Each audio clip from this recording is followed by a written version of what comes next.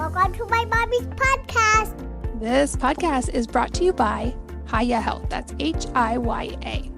Typical children's vitamins are basically candy disguised. They're filled with as much as 2 teaspoons of sugar, unhealthy chemicals, and other gummy junk that kids really don't need.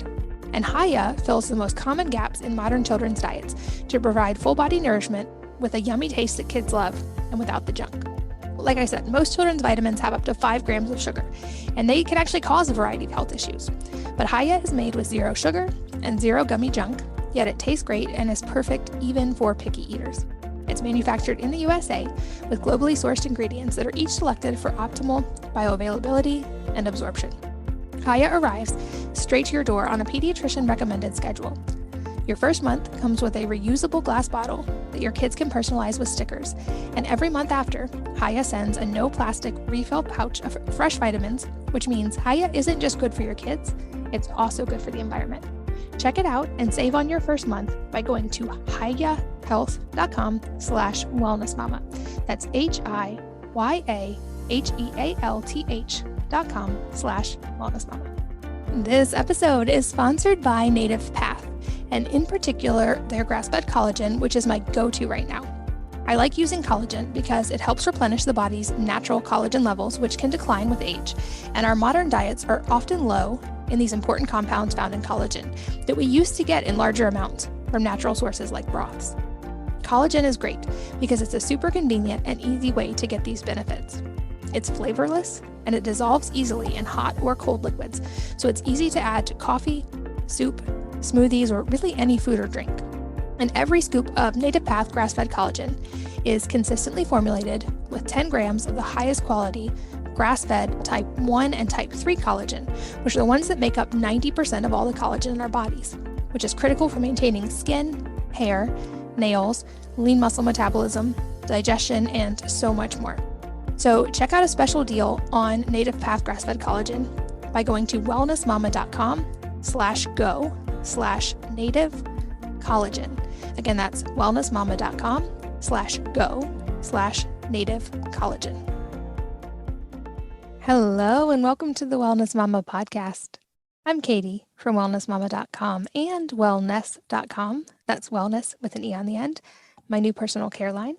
And I absolutely loved recording this episode with Lori Gottlieb on Maybe You Should Talk to Someone and how changing your story can change your life. Lori is a psychotherapist and New York Times bestselling author of Maybe You Should Talk to Someone, which has sold over 1 million copies and is currently being adapted as a television series.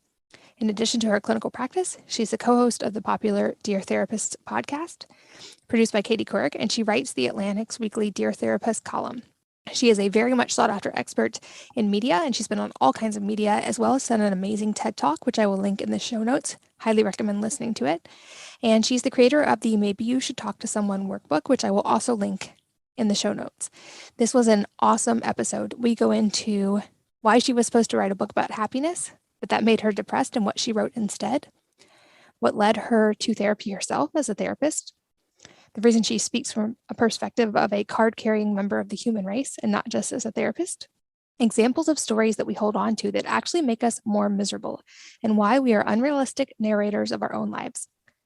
Why she says before diagnosing with someone with depression, make sure they're not surrounded by assholes, how men and women communicate differently in therapy and how to bridge the gap, ways to make your partner feel safe in communicating within a relationship, how we treat emotional pain differently than physical pain and why this is a problem, why we have trouble changing even when we know this is good for us. And we talk a lot about how we often repeat situations that we had in childhood. And the idea is that now as adult, we're trying to win this time and work it out and how to repattern it, as well as how as parents, we can be aware of this to hopefully create healthier patterns for our own children. And she gives some really valuable tips for this, especially 3 words that I think are magic with kids. I will let her work speak for itself. So much good info in this episode. I know that you will enjoy it. So without any more wait, let's join Lori Gottlieb. Lori, welcome. Thanks so much for being here. Well, thank you. I'm so excited to be here. I'm very excited to chat with you because, like I mentioned before we recorded, I've shared my own trauma story and how much therapy has helped me. And since then have gotten literally thousands of emails and messages from people who are on similar journeys. And I know you have so many amazing resources about this, and we're going to get to go deep about how changing your story can change your whole life. And you've done a TED Talk on this. You're such an amazing resource. To start off, though, I would love for you to delve into how you were originally supposed to write a book about happiness, from what I understand. And you say that the happiness book actually made you depressed. And I think this is a really important starting point. So I would love for you to elaborate on that a little bit. Right. So the book that I ended up writing is called Maybe You Should Talk to Someone. And in that book, I follow the lives of 4 of my therapy patients as they go through their various struggles. And then there's a 5th patient in the book who's me, as I go through my own struggle and I go to see my own therapist. And before I thought about turning something like that into a book, before that was even an inkling of an idea, I was under contract to write a book about happiness. And I was having so much trouble. I could not write this book because every time I would sit down at the computer, I just felt like it was missing this essential element of what I was seeing in the therapy room, what it means to be human. Where is our humanity in this? And it occurred to me as I was writing this, that the goal is not necessarily happiness. It's meaning, it's fulfillment, it's connection, it's being alive, whatever that means for each of us. And so, it's kind of like happiness as the end goal is a recipe for disaster, but happiness as coming through something that feels meaningful or fulfilling to you, I think is what we all should look for.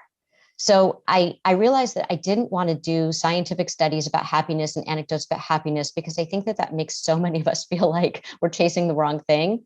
I wanted people to see the beauty and the joy of getting through our struggles, which is what I have the privilege of seeing as a therapist every day.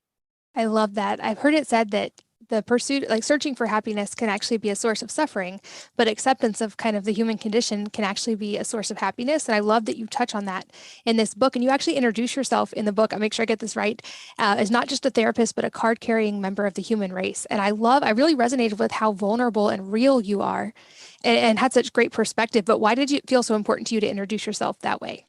That's such a great question, because I never thought that I would, first of all, do this book. But secondly, when I thought about doing this book, I thought, well, I want to bring people into the therapy room and they can see what happens with my patients. And I realized that felt kind of disingenuous, because I was going through something at the same time. And I didn't want to position myself as the expert up on high. I wanted to be, just, again, a card-carrying member of the human race, which is what I am. I know what it's like to be a person in the world. I know what it's like to struggle. And I think it's so important for people to see that therapists are human too. And I think in the media, the trope of the therapist is either like the brick wall, the person who is kind of impenetrable and maybe they have their lives all together, or the opposite you see on TV or in movies, which is like the hot mess, the therapist who's really good in the therapy room, but they can't hold it together outside. And neither of those is true. We're just normal human beings going through normal struggles. And I thought it was so important to humanize everybody in the book. And if my patients were going to be that vulnerable in the book, I thought I have to walk the walk and step up and be that vulnerable too. I should say one more thing about that, which is that when I canceled the happiness book and I said, I want to write this book about what happens in therapy, which is really a book about the human condition, people said, oh, no one's going to read that. So I thought, okay, like 3 people will read this. So I can be really like open and raw and vulnerable. And then, now it's sold over 1 million copies. And I think that the reason is that I was so open and raw and vulnerable. But had I known how many people would read it, I might have, tried to clean myself up a little bit in the editing. And I didn't. And I'm so glad I didn't. Well, I definitely resonated with so much you said, and especially the idea that we are unreliable narrators of our own lives. I think this is such an important point, and it was kind of like a lightning bolt moment for me to really realize that is this thing I think of as reality is actually just my own story that I am making myself miserable by holding on to. So can you kind of explain that concept and maybe give us some examples of these stories that we hold on to that actually make our lives harder? Yeah. So it's really interesting because when people come into therapy, they are telling me a story, and they're telling me the story as they see it. And we all think that our version of the story is the accurate version of the story. And it's not that people are trying to mislead. It's more that there are other versions of the story that sometimes we can't see. And that's where we get stuck. And so I always feel like my job as a therapist is almost to be an editor in the room where I'm helping people to edit their faulty narratives, to see the other perspectives, to see what stories they're carrying around that maybe are old stories that never were true or maybe aren't true anymore. So people carry around stories like, I'm unlovable, or I can't trust anyone, or nothing will ever work out for me, whatever those stories are. And you see that in the book. You see that, I think, in life with, the people that we love. In the book, I write about this thing, the difference between idiot compassion and wise compassion, which is really about this unreliable narrator that we all have. So idiot compassion is our friends come to us with a story like, listen to what my partner did, or listen to what my mother did, or my sibling, or my boss, or my friend. And we say, yeah, you're right, they're wrong, right? And, you go, girl. We think we're being really supportive. But often if you listen to your friends enough, it's kind of like if a fight breaks out in every bar, if a fight breaks out in every bar you're going to, maybe it's you. And we don't say that to our friends because that sounds really unsupportive. But often, even our own stories, if we start to notice them, we start to notice that we tell the same kinds of stories over and over, and that's where we get into trouble. So that's idiot compassion, is just blindly backing up your friend. Wise compassion is what you get in therapy, where we hold up a mirror to you and we help you to see something about yourself and your role in the story that maybe you haven't been willing or able to see. And that's not to say that there aren't difficult people out there. I always like to say, before diagnosing someone with depression, make sure they aren't surrounded by assholes. So, so there are definitely difficult people out there. But then what is your response to those difficult people? And then also, how are you choosing the people? And if these are people that you're not choosing, maybe they're family members, what can you do differently in the dance that you're doing with them? And that's part of the rewriting of the story. Yeah, I think even that concept alone is so valuable. And I think often this maybe is the thing that seems so logical when you realize it, but is often hard to realize because, as you explain, we're in the story. So, what are some of the ways you can help people kind of even like recognize that they're in the stories and then start to be able to rewrite them? Because I think your approach is beautiful in that you take people from often feeling like a victim or that they're at the mercy of these things happening to them to understanding their own part in it and their choices they still have. And I think that's so valuable, but I would guess it's maybe an uphill battle sometimes because that's hard when you're in the story to even notice you're in the story. Well, I think it's so empowering when we realize how much agency we actually have. And so I think that people feel like, they're trapped, they're stuck, that, like you said, there's sort of this idea that there's nothing they can do about the situation because we can't control other people, which is true. But what we can do is by changing our own behavior, we can influence other people because it's that dance. And if you do different dance steps, they will either have to do different dance steps or they will fall flat on the floor. So I think especially I see this with couples where I always say to couples before they come in, usually if I don't do this, what'll happen is they'll come into a session and they'll tell me all about why the other person is making the relationship difficult. And so I say to people before they come in, I want you to come up with your own goal, just come up with one goal of what you can do differently to improve this relationship. For you, what you can do. And it changes the entire orientation. It changes the story of what we're doing in there. So you're not going to worry about whether your partner is meeting his or her goal. You are going to worry about whether you are meeting your goal of what you can do to improve something in the relationship. I often, if I'm seeing an individual, will say, can you tell me this story from the point of view of the person you're talking about? And it really makes them think. It really, first of all, gives them some perspective. It gives them some compassion for the other person. It makes them realize that maybe that person is acting out of fear, anxiety, frustration, that they're not trying to kind of get the person, right? That everybody's kind of doing their best given the situation that they're in. And when we can understand more about all the different perspectives in the story, we can make choices about what we want to do. We can make much more informed choices. And I'm so glad you mentioned couples because another important takeaway I had was the differences between how men and women feel and also talk about these things, especially in therapy. And it seems like there's so much we can learn for our own relationships based on kind of these almost archetypes of how men and women talk differently in therapy. So can you kind of break that down for people who may not have been through couples therapy or be familiar with that process? Yeah. And I should say that I see all kinds of couples. So I don't just see heterosexual couples, but these are kind of big stereotypes, but there's a pattern that I've seen over the years where, first of all, we say that we want men to open up and be vulnerable, but there's still so much stigma around that for men. And so often men, if they come in alone, they'll say, I've never told anyone this before. And they literally have not told a soul.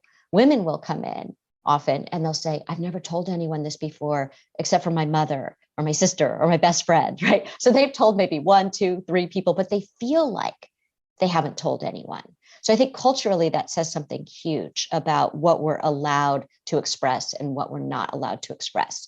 And then if a couple comes into the room, and let's say it's a man and a woman woman says to the man, I just feel like we're not really connected. I want you to open up to me. I want you to share more with me. And he does right there in the room. And maybe he sheds a tear and maybe he really starts crying. Inevitably, she will look at me like a deer in headlights. Like, what do I do with this, right? And it's this paradox of, I don't feel safe when you don't connect with me and you don't share with me because I feel this distance between us. But I also don't feel safe when you're like, bawling in front of me.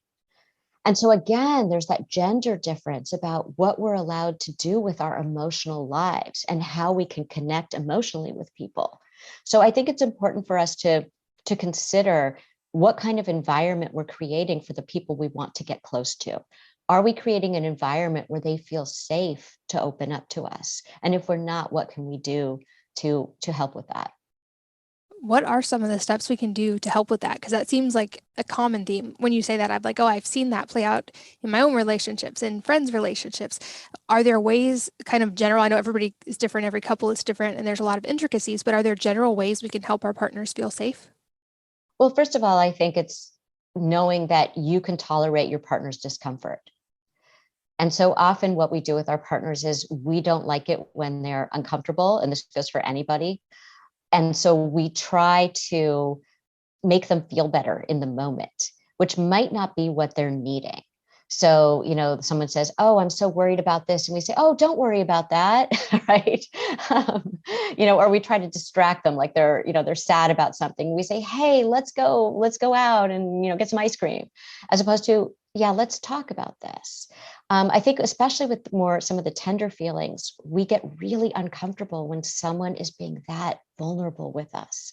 We don't know what to do with it. So instead of being present for them, we're trying to help ourselves manage our own discomfort. So I think that this comes down to learning how to listen and really be good listeners. Listening is not just hearing the words that someone's saying. Listening is when someone comes to you to say, I'm here for you, and how can I be helpful right now? And that's going to be different from maybe what you would want in the moment. So they might say, I just want a hug. Or they might say, I just want to vent right now. This just happened and I just need to talk. I just need to say it out loud. Or it might be, I really want to hear your thoughts about this. I'm not sure what to do. But you have to ask to know how you can be helpful, and also know that it's not just a one-off, meaning they might come to you with something and in that moment they just want a hug, or in that moment they just want to vent. But then 2 days later, they're going to say, remember that thing we were talking about? I'm wondering if you have any ideas about it, or can we talk more about that? So that's what it means to really offer your presence to someone else. And that's when people really feel safe. They know that you will be there for what they're asking for in that moment. And that seems like such a common sense, but very also groundbreaking idea is literally ask them and actually listen to what they say versus assuming and then trying to fix the problem for them. I think of this in business and every aspect of life as well. Like so many of our problems are caused by our own assumptions. And you also talk about what you call the hierarchy of pain and how this assumption kind of leads to more problems in relationships and leads to us minimizing potentially the other person's feelings. And I definitely can resonate with this in my own life. So I would love for you to explain that kind of concept and why maybe there's a better way to think of it. Yeah, the hierarchy of pain is interesting. And I didn't realize it existed until I became a therapist. And what I saw was people would come in and they would literally apologize for their problems. Or if they started crying, they would say, oh, I'm so sorry. I'm so sorry to be crying about this, even though there's 3 boxes of tissues near them and they're in a therapist's office, right? So they're even apologizing for crying in a therapist's office. And I realized that people really rank their emotional pain. And we don't do this with our physical pain. So for example, If you fall and break your arm, you're not going to be like, I'm not going to go get a cast and go to the doctor, because some people have it worse. It's just a broken finger, just a broken arm, compared to like someone maybe has stage 4 cancer, right? We don't rank it. We say, I'm actually going to take care of my health. What we do with our emotional pain is, it's sort of like the difference between, if you are having chest pain, you'll probably go to the cardiologist before you have a massive heart attack and say, what is this chest pain about? If you are having emotional pain, often people will say, oh, I'm feeling a little sad, or maybe I'm a little bit anxious, or I can't sleep, or I'm having this problem in my relationship, but it's not that bad compared to whatever in their mind they compare it to. They're like, I have a roof over my head and food on the table, so it's fine. It's not that bad. Then they end up in my office when they're having the equivalent of an emotional heart attack. And the problem with that is that, first of all, it's harder to treat because now it's gotten really, really bad. Whereas before, we could have, dealt with it at the level that it was at. The other problem is that you have suffered unnecessarily for maybe weeks or months or even years when you didn't have to. You didn't have to suffer alone in silence for all this time.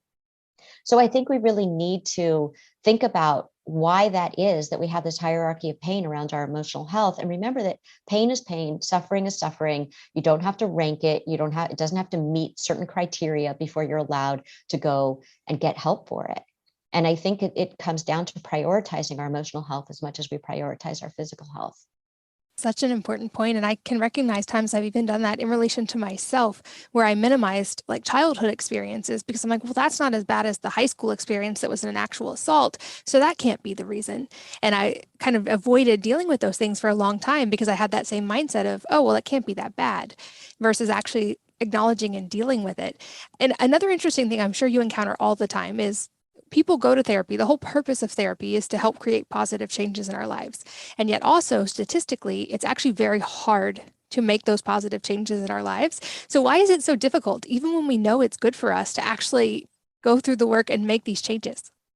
The thing about change that people don't realize, and this is why New Year's resolutions often fail too, because we think, I'm going to make a decision to change, and then I'm going to change, and that's going to be how it works out. And of course, statistically, that doesn't happen. And that's because, for a few reasons. One is that change travels with loss, meaning that when you make a change, you are giving up the thing that you already have. So the thing that we already have is familiarity. So even if you're in a bad relationship, it's like, that relationship. If you, have patterns that are holding you back, at least you're used to them. They're familiar to you. And often they're familiar things from childhood. We've had them for years and decades. These are things that we've lived with, these patterns and these ways of being, for a very long time. And so even if the thing that we have makes us miserable or is less than optimal, it's still the devil you know. And humans don't do well with uncertainty. And so when we make a change, we have to go from the thing that we know, even though we don't like it, to something that could possibly be better and probably will be, but it's uncertain and it feels unfamiliar. And it's like we've been plopped into a foreign land. We don't know the language, the customs, the directions. We're lost. And it's very, very scary. And that's why there are stages of change. So the first stage of change is called pre-contemplation, where you don't even know that you're thinking about making the change. And then comes contemplation, where you're aware that you want to make the change, but you're not ready to go ahead and do it.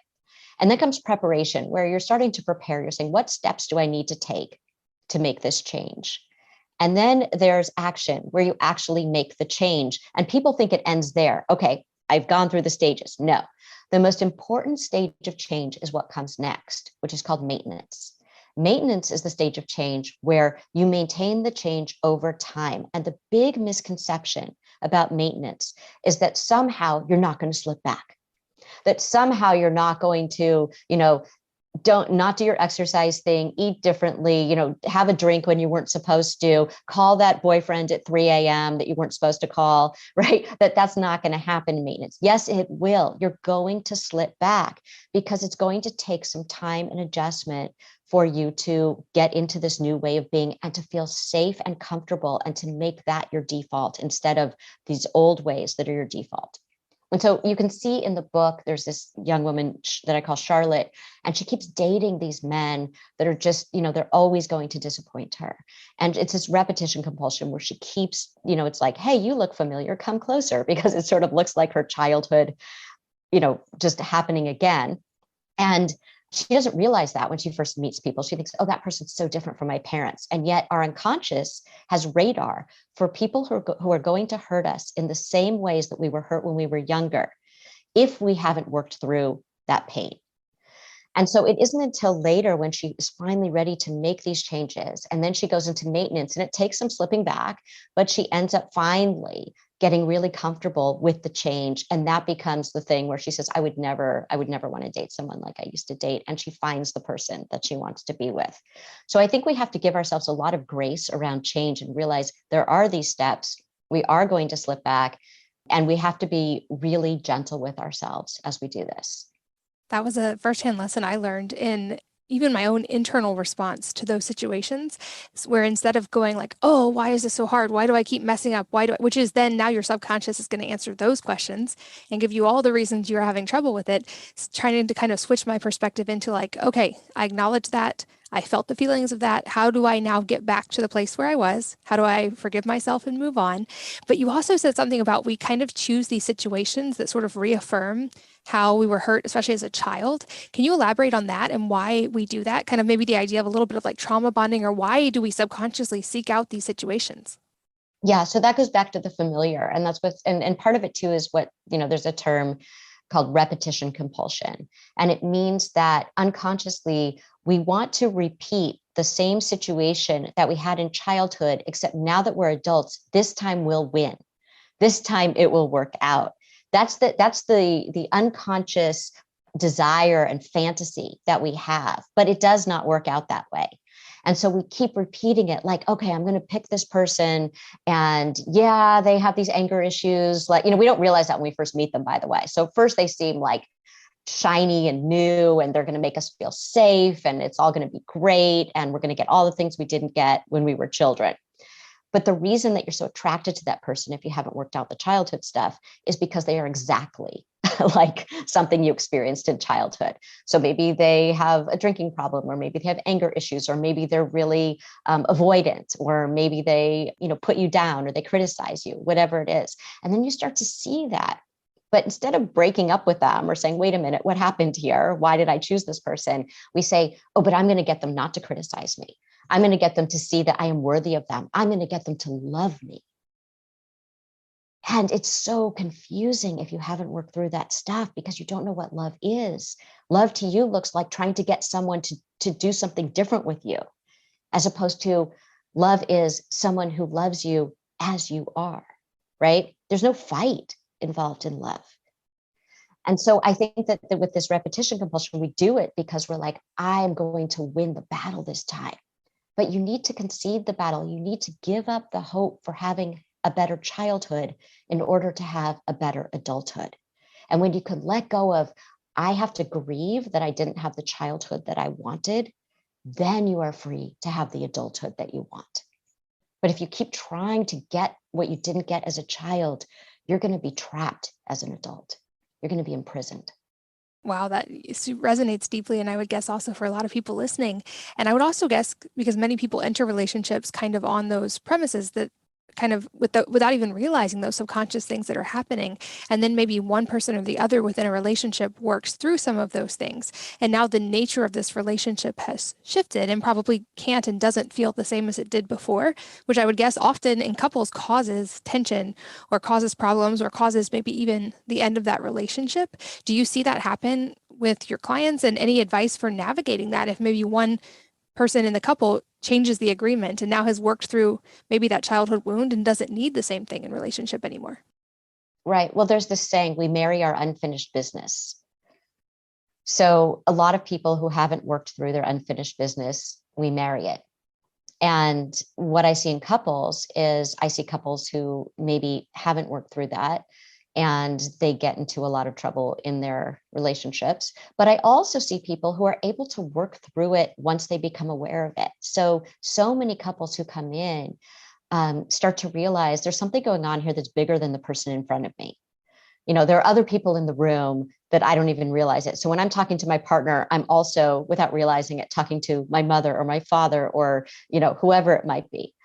And I think that when people are open to that and willing to do the work, so often it becomes this incredibly meaningful experience for both of them, that they can work through their own unfinished business and become closer as a couple and see each other cleanly and not through the lens of, all the stuff in the background that they didn't realize had been operating. That's so important. And I know you have lots of resources. I'm going to make sure I link to lots of the things that you have available. Another thing that really stood out to me is you talk in your TED Talk also about a cartoon that your own therapist shared with you that had a really big impact on your life. And when I saw it, I was like, oh, it kind of hits deep, but really is important. So will you explain what I'm talking about and why it's so important? Yeah, you can see a picture of it in Maybe You Should Talk to Someone. So I'll try to explain it without the visuals. But he said to me in therapy, I was talking about how, all these things were happening. And I felt, sort of, I was being very victim-y in my therapy. And he said to me, you know what, you remind me of this cartoon. And it's of a prisoner who's shaking the bars, desperately trying to get out. But on the right and the left, it's open, no bars. So why is it then that for many of us, this is true? And it's not to say that there aren't difficult, again, people, circumstances, society, the world we live in, everything. But the thing is, we can walk around the bars. We do have choices. We do have agency. So why don't we walk around the bars? And it's because with freedom comes responsibility. And when we walk around those bars, we are responsible for our own lives. We are responsible for our choices. So we can't blame whatever is happening on someone else or something else anymore. Now we have to say, this was my choice. I'm the one who's driving the car here. And I think for a lot of people, that's a big shift and a scary shift, especially if they don't feel equipped to do that. I have this line in the book, like, who am I to make the choices? Who am I to make choices about my own life? Which is ironic, because who else? And I really believe, as a therapist, I've seen over the years, so many times people come in and they want me to answer questions for them. And I feel like everybody has their own answers. They just don't have access to them for all kinds of reasons. So my job is to ask the questions so that they can access the answers that they already have. And I think that's what walking around the bars is, how can we navigate our own lives without staying in this? It's really a safe place, this place of victimhood. It doesn't feel good, but it's very safe because then you're not responsible for anything that happens in your own life. And why wouldn't we want to be the protagonists in our own lives? Yeah, I think that's so profound. And I love you talking about that in your TED Talk and writing about that. Like I said, I highly recommend the book. I think this is so, so important. And I also know firsthand how difficult it is, because I remember moments in my own therapy of going, oh, I just want to be able to Google the answer to this, or like someone to tell me the answer and not have to figure this out because this is hard. So what are some of those steps of, and I know each person's different, but like maybe some guideposts for people in what are the first baby steps in making that shift and walking around the cage instead of just running into the wall of it over and over? I think that it's practice. I think, one big misconception about therapy is that you come into therapy each week and you kind of download the problem of the week, and then you leave and you go live your life. And then you come back and you talk about whatever problem is happening and you leave and you come back. That is not what therapy is. Most of therapy happens between sessions. People don't realize this. So you come in, you talk about something. If it's a good session, which is, I hope that you're seeing someone where it's a good session, you're going to be asked to think about something in a way that you hadn't thought about it before. So it's just like the right question or the right comment will suddenly have you asking yourself something different, or have a shift in some way around the way you were thinking about something. And then you go out into the world and you walk around the bars and you see what that's like. So an example might be someone says like, I keep having this argument with my partner. And then in session, something comes up where it's like, oh, wait, this is what I can do differently, or here's my own role, or here's what I do that triggers my partner too. And so then they go home and then they come back the next week and they say something like, well, we got into that argument again. And I'll say, well, did you do something different? And they say, well, no, but I knew why it was happening this time. And so it's like, we like to say that insight is the booby prize of therapy, that you can have all the insight in the world, but if you don't make changes out in the world, the insight is useless. So what I want people to do is to not only realize, but then to do something different, do one thing different that week. And that's what it means to walk around the bars. And then the next week, maybe you'll do something else different. And eventually you won't even see the prison anymore. You're just going to be walking out in the world and you'll be free. It seems like that freedom is also, it's a hard step to get to, but the freedom is found in that realization that I am 100% responsible for my own experience, my own story, and my own actions. And I have, like you said, way more autonomy in this area than I thought I did. But there's also a lot of fear that can come with that, because that means you are responsible for your own outcomes. And that's often a new experience for a lot of people. This podcast is brought to you by Hiya Health. That's Hiya. Typical children's vitamins are basically candy disguised. They're filled with as much as 2 teaspoons of sugar, unhealthy chemicals, and other gummy junk that kids really don't need. And Hiya fills the most common gaps in modern children's diets to provide full body nourishment with a yummy taste that kids love and without the junk. Like I said, most children's vitamins have up to 5 grams of sugar, and they can actually cause a variety of health issues. But Hiya is made with 0 sugar and 0 gummy junk, yet it tastes great and is perfect even for picky eaters. It's manufactured in the USA with globally sourced ingredients that are each selected for optimal bioavailability and absorption. Hiya arrives straight to your door on a pediatrician recommended schedule. Your first month comes with a reusable glass bottle that your kids can personalize with stickers, and every month after, Hiya sends a no plastic refill pouch of fresh vitamins, which means Hiya isn't just good for your kids, it's also good for the environment.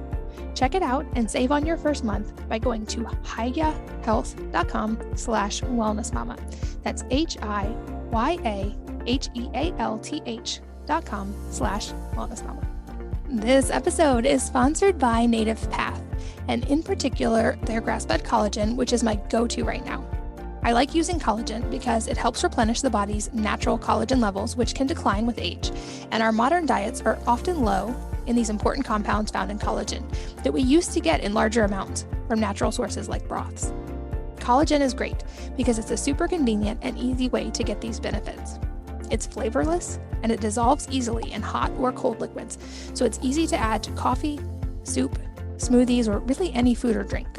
And every scoop of Native Path grass-fed collagen is consistently formulated with 10 grams of the highest quality grass-fed type 1 and type 3 collagen, which are the ones that make up 90% of all the collagen in our bodies, which is critical for maintaining skin, hair, nails, lean muscle metabolism, digestion, and so much more. So check out a special deal on Native Path grass-fed collagen by going to wellnessmama.com/go/native collagen. Again, that's wellnessmama.com/go/native collagen. I love how much focus you give to relationships. I think relationships have been hard for a lot of people, especially the last couple of years. The last couple of years have kind of been a magnifying glass on maybe problems that kind of were easy to look over in the past. And a lot of couples seem to be in a tough spot. And you talk about this, but what do you think is the hardest thing for people to do right in relationships? I think this is another important point. I think the hardest thing for people to do right in relationships is to offer the other person grace. I think we personalize other people's actions so much. Instead of saying, someone is being really mean or inconsiderate or whatever they're being, I would maybe try to reframe that as they're really unskilled at doing this thing right now. They're really unskilled at interacting with me in this way right now. Because people don't want to do something that's going to harm someone else. They're doing it, and if they are sort of consciously trying to harm you, it's for self-protection. They're protecting themselves from something. So when I say give the other person grace, it doesn't mean put up with somebody who's treating you badly. It doesn't mean let someone abuse you. What it means is try to understand what might be motivating what they're doing. And also I say that in the other direction too, which is before you speak, ask yourself, how will what I'm about to say land on the person that I care about? And that's very different from like what we say in the moment in reaction to something. There's a difference between sort of response and reaction. Can we take a breath? Can we think about how we're going to respond as opposed to just reacting? So I think when the thing that people do, that really trips people up the most in relationships is not understanding where the other person is coming from and making up a whole story around that puts the other person in a very negative light and doesn't move forward anything that can happen between the two of you. And then also thinking about how what you do or are about to do is going to land on that person.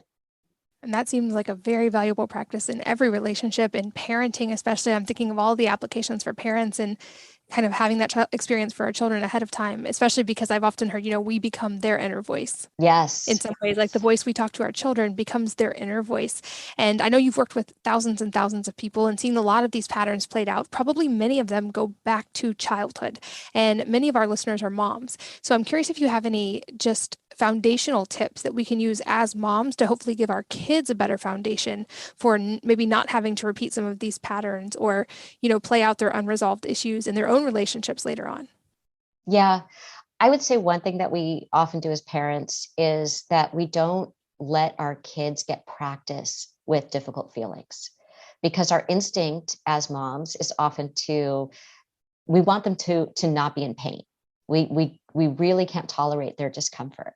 And so, when our kids say something like, I'm really sad about this, right? Often we're like, oh, look over here, look over here, look over here, like we try to cheer them up, or we just kind of dismiss it. Their anxiety, we dismiss a lot. Like, I'm really scared about this test, or I'm really scared about this thing that's going to happen with my friend tomorrow, or whatever it is. And we say, oh, you'll do great. Don't worry about it. You'll do great. And it's like, no, they're actually really worried about that. And so the message we're giving them is these feelings are things to get rid of. And they get zero practice sitting with anxiety, zero practice sitting with sadness, zero practice sitting with anger. We can't tolerate their anger toward us. We say, don't talk to me that way, right?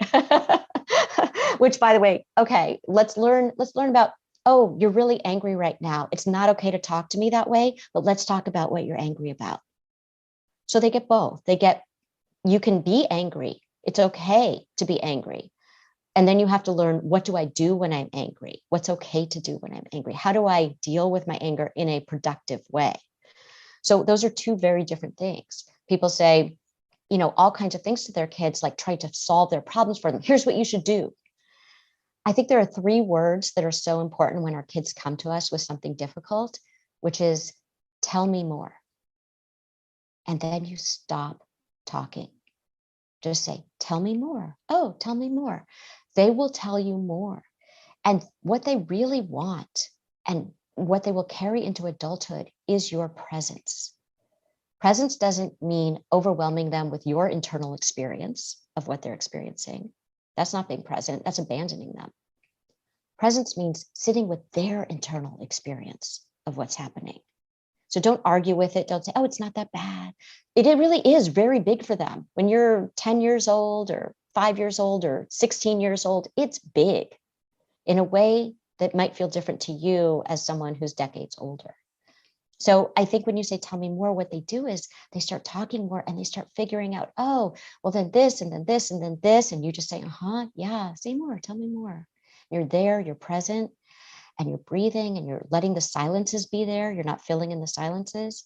And then they might say, well, maybe I could do this, or maybe I could do that. And they come up with their own solutions. And that makes them resilient. That makes them good problem solvers. Or they might not have a solution, but they might say, you know what, I feel like I want to go take a walk right now. Or will you take a walk with me? Right? They're learning coping skills. So they might not have a solution to this problem, but they know how to deal with the fact that they're experiencing these feelings. And that's what they will take into adulthood. I'll tell you what else I take into adulthood that we don't want them to, which is criticism, which is, the kinds of things that we don't think are critiques. Like, we think we're helping them. We think that we're teaching them. You're going to wear that? Oh, no. Oh, what about your hair? What about this? Let them experiment with how they present in the world. Let them learn about how people react to them when they present a certain way. Every time you try to impose your version of how things should go on their experimenting with how things should go, again, when things aren't dangerous, you're teaching them they can't trust themselves. And what we want people to grow up into the world where they can trust themselves, where they know that it's okay to make mistakes and learn from them. where they know that they can be a separate person from you. That just because you live your life a certain way and that works really well for you doesn't mean that that's going to work the same way for them. And ironically, the paradox of all this is that what ends up happening is they end up becoming really close with you. They end up really trusting you. They end up feeling like you are the safest space they can go to. So they will start telling you things. They will want your opinion. They will want your thoughts. They will trust you. Yeah, that's absolute gold. I think I wish I could just infuse that into every parent, because I can look back on my own life and go, by all accounts, my parents were amazing, loving parents. And yet I still internalized in some ways that my certain emotions weren't okay by them saying like, it's okay, or don't cry, or you're not allowed to be angry, go to your room, or those different things. And I understand as a parent now, of course, why they said those things. Now I can completely understand the emotion behind it. But to your point, I love that phrase, tell me more, because that validates that you're having an emotion. It validates like I'm here and I'm present and I care about your experience, and also helps them, to your point as well, separate the emotion from the action. And like I've been able to tell my kids, I also feel angry sometimes. And there's a difference. Feeling angry is okay. And let's talk about why you feel that way and how you feel and where you feel it in your body and what it makes you feel like. And also, you hitting your sibling or you yelling at me, that's an action you're choosing, and that's a separate thing. And the anger is okay, but what you do with it is your choice. And let's have a conversation about it.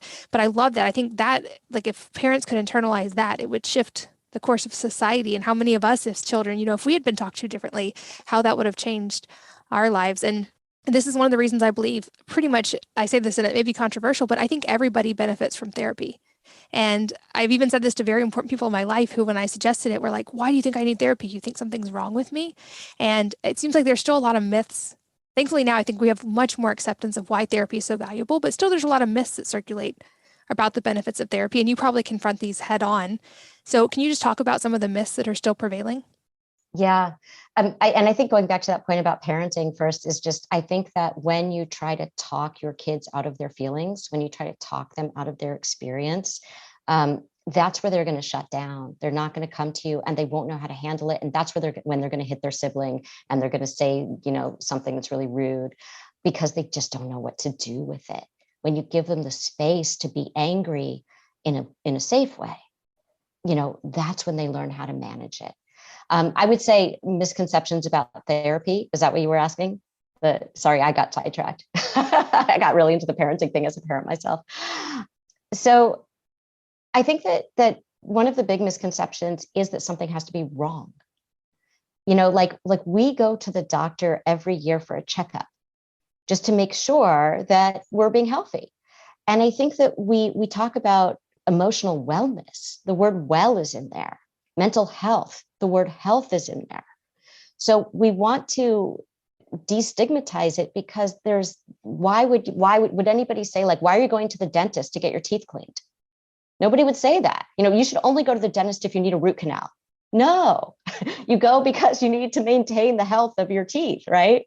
Why do we go to the doctor for a checkup? To maintain the health of our bodies. Why would we go to therapy? To maintain the health of our minds. And it's not like they're discrete things. The mind and the body are so connected. And when something is not working well for you, or if you don't maintain the health of your emotional life, you're going to have physical health problems. They're very much related.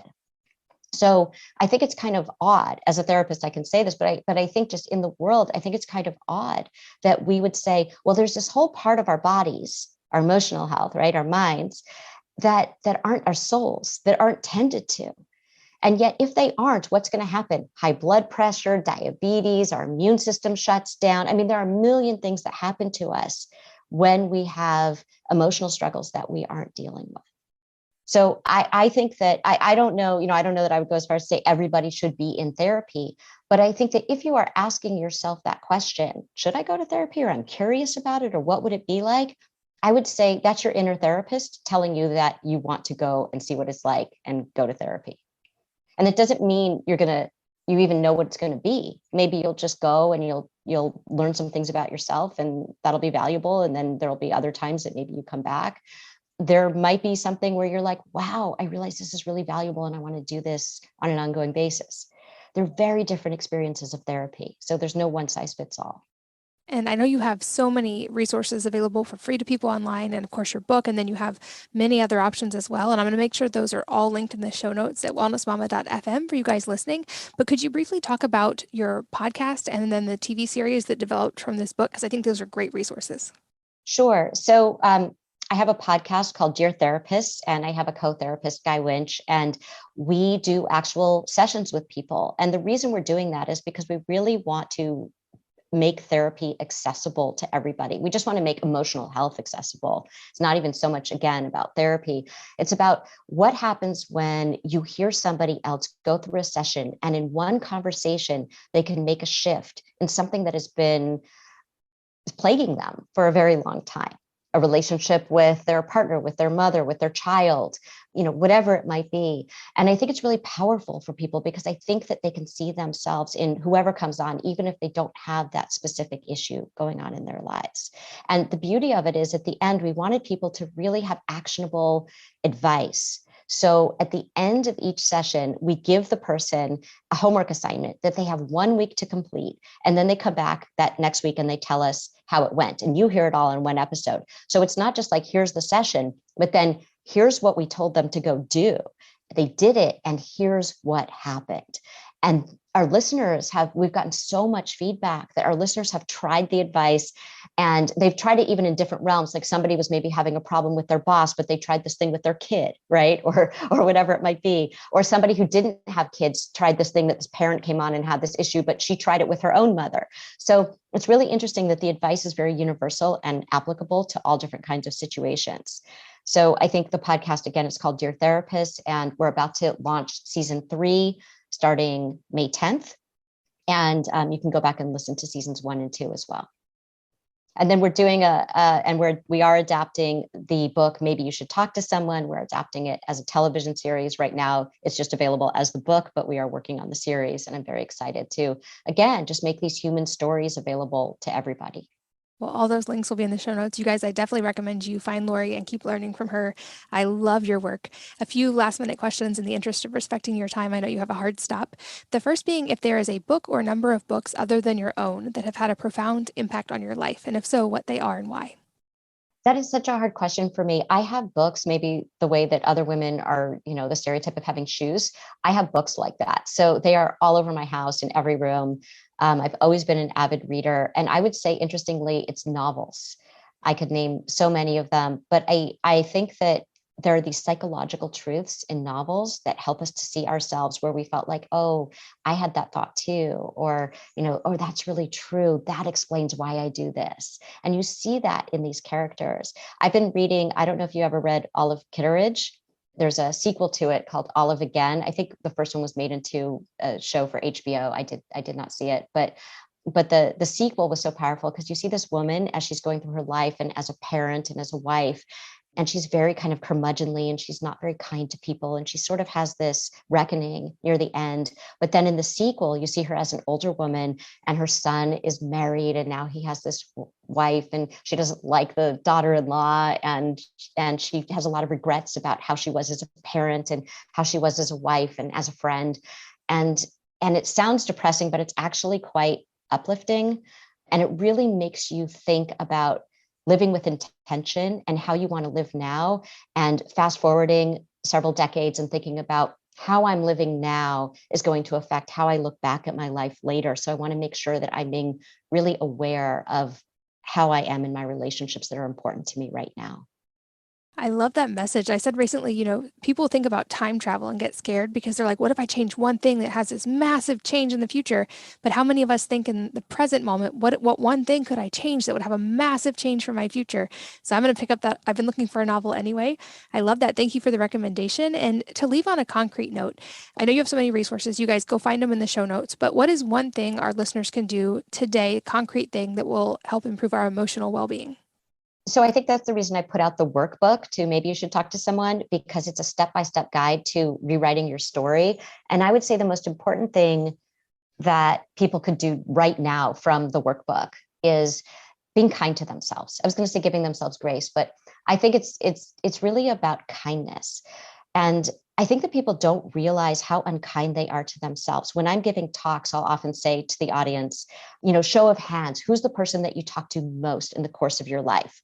Is it your partner? Lots of hands. Is it your child? Is it your parent? Is it your sister? Who is it?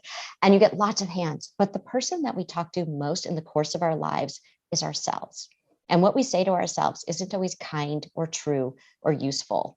And I had a client who did not believe that she was so self-critical. Like she just, was like, no, I'm really not. I'm not like that. But I would hear it in the way she talked about herself all the time. And I said, I want you to go home and I want you to listen for that voice in your head that you're probably not paying conscious attention to, but you're definitely paying unconscious attention to. And I want you to really listen for it. And I want you to write down everything it says to you over the course of a week. So she comes back the next week. She's written it all down and she starts to read it. She starts crying. And she says, I can't even read this. I am such a bully to myself. And there were things like she was typing an email and she made a typo and she said to herself, just reflexively, she said, you're so stupid. And you would never think that if your friend did that. You wouldn't think my friend is so stupid because she made a typo. Or she caught her reflection in a mirror and she said, oh, you look terrible, right? She didn't even realize she was talking to herself this way. Those are the stories that we're walking around with. So I would say the one thing that we could do right now today is listen to how you talk to yourself. Ask yourself, does it meet these criteria? Is it kind? Is it true? Is it useful?